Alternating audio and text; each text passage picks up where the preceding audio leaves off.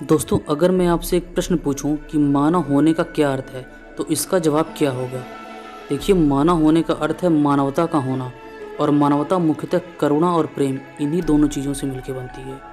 यदि किसी के अंदर मानवता नहीं है, तो वह बिना सींग और पूंछ के एक जानवर है। नमस्कार दोस्तों, मेरा नाम है अनुराग सिंह। मैं ना ही कोई ब्लॉग राइटर हूँ और ना ही कोई मोटिवेटर। आज सुबह एक न्यूज़ पढ़ा तो हृदय द्रवित हो उठा और आंखों से जल की कुछ बूंदें टपक पड़ी। दोस्तों, अगर किसी के दुखी होने से आपको दुख नहीं होता है और किसी के खुश होने से आपको खुशी नहीं मिलती है, कोई कष्ट में है तो आप उसके कष्ट को कम नहीं कर सकते, तो ऐसे जीवन को आप क्या कहेंगे? दोस्तों, यह घटना केरल राज्य की है, जो हमारे देश का एक विकसित राज्य है। यहाँ की अगर हम साक्षरता की बात करें तो यहाँ की साक्षरता भी काफ़ी ज़्यादा है। यहाँ क्या हुआ, 3 दिन से एक भूखी प्यासी गर्भवती हथिनी, जिसका नाम उमा देवी था, जो हमारे हिंदू धर्म में माता पार्वती का नाम है, उसकी भूख को कुछ लोग पटाखे से भरे अनानास खिलाकर शांत कर देते हैं। दोस्तों, उस पटाखे को खाने के बाद, उस पटाखे से भरे अनानास को खाने के बाद उसके जबड़े टूट गए, उसका मुंह जल गया। उसके बावजूद भी वह तालाब में खड़ी अपने जीवन के लिए संघर्ष करती रही और अंततः वह माँ और उसका बच्चा दोनों ये संघर्ष हार गए।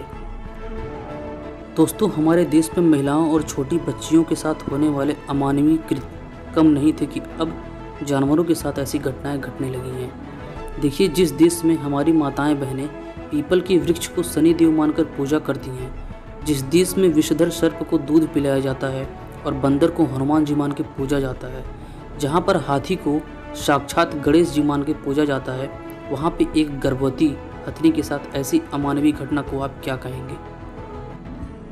दोस्तों, भारत को पूरी दुनिया में अपनी संस्कृति और अपनी विविधता के लिए जाना जाता है। आज पूरी दुनिया में हमारे देश के बारे में कहा जाता है कि यह बुद्ध व महावीर का देश है, यह गांधी और कलाम का देश है, यह विवेकानंद का देश है, जिन्होंने पूरी दुनिया को सत्य, अहिंसा व शांति का मार्ग दिखाया। आज उस देश में ऐसी घटनाएं घटित हो रही हैं कि मानवता शर्मसार हो रही है। दोस्तों, जॉर्ज बर्नार्ड शॉ और आइंस्टीन, इन दोनों ने स्वयं भारत के बारे में यह कथन कहा है कि स्पिरिचुअल लीडर अगर पूरी दुनिया का कोई बन सकता है तो वह केवल हमारा देश भारत है। लेकिन अगर हम आज चारों तरफ अपने घटित होने वाली घटनाओं को देखें तो हमें अपने आंखों में शर्म महसूस होता है कि हम किस देश में रह रहे हैं, हमारे आसपास कैसे लोग हैं, यह लोग हमारे देश को स्पिरिचुअल लीडर कैसे बनाएंगे, हम एक विश्व गुरु कैसे बनेंगे।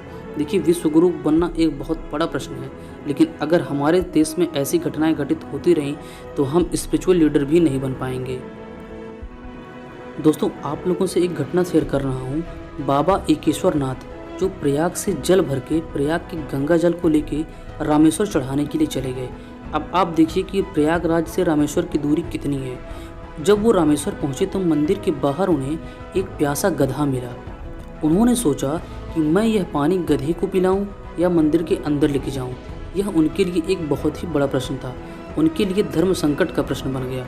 दोस्तों, उन्होंने क्या किया, उन्होंने वह पानी जो प्रयागराज से भरा था उस प्यासे गधे को पिला दिया।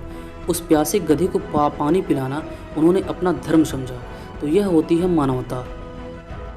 दोस्तों, मानवता केवल मानव का मानव के प्रति प्रेम व करुणा नहीं, बल्कि मानव का समस्त जीवित वर्ग के लिए मानवीय कार्य है। दोस्तों, आप सबसे एक विनम्र निवेदन है कि ऐसे कुकर्म कभी भी न करें, और यदि आपके आसपास ऐसे कुकर्म हो रहे हैं तो उसे होने ना दें। यह आपका एक नैतिक कर्तव्य भी है।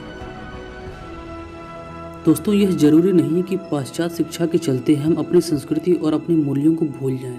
हम अपनी संस्कृति और अपने मूल्यों को साथ लेके भी अन्य देशों के साथ खड़े हो सकते हैं। लेकिन यहाँ पे प्रश्न यह उठता है कि ऐसे लोगों का क्या होगा जो ऐसे अमानवीय कार्य कर रहे हैं।